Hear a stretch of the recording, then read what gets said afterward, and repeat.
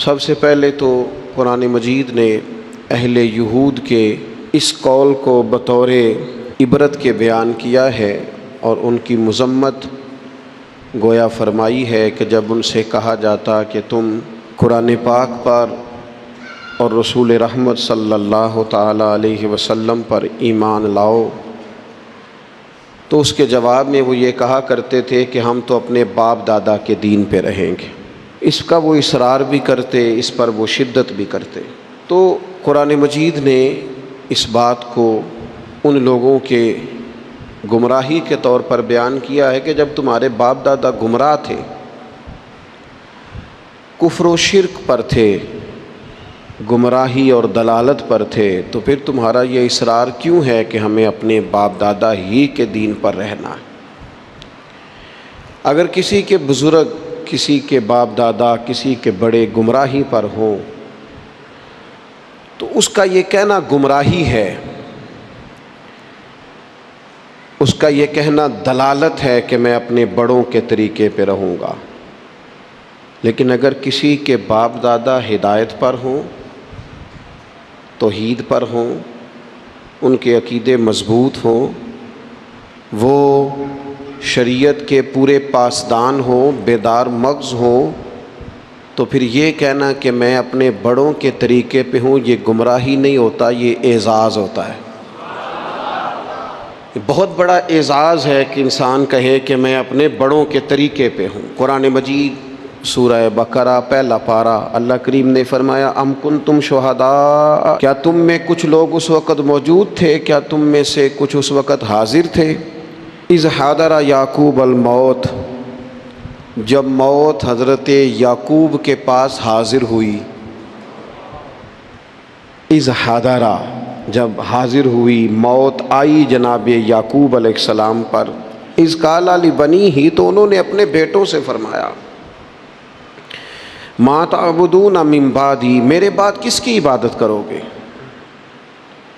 تو جواب تو اس کا یہ تھا کہ ہم اللہ تعالیٰ کی عبادت کریں گے، ہم رب العالمین کی عبادت کریں گے، ہم اپنے مالک حقیقی کی عبادت کریں گے۔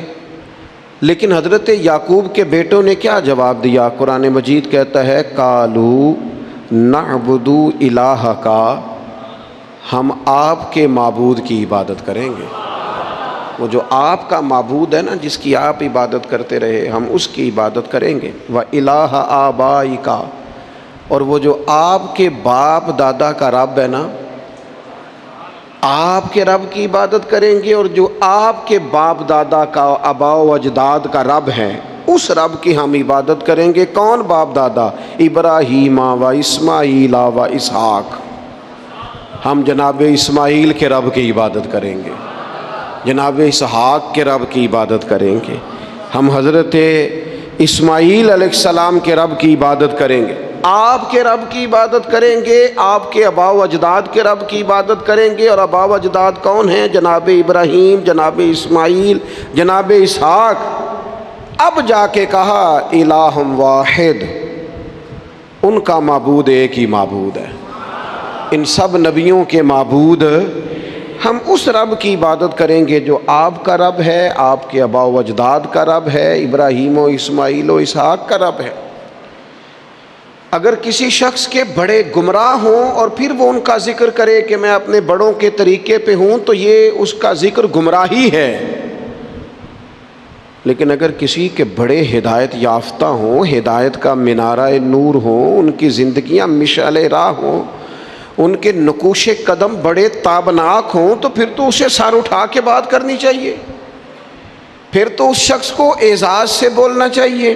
ہم تو صاحب سلسلہ لوگ ہیں، ہماری تو پوری سند ہے پیچھے، ہمارے جو پیر ہیں ان کے بھی کوئی پیر ہیں، ہمارے جو استاد ہیں ان کے بھی کوئی استاد ہیں، ہمارا تو ایک پورا سلسلہ ہے۔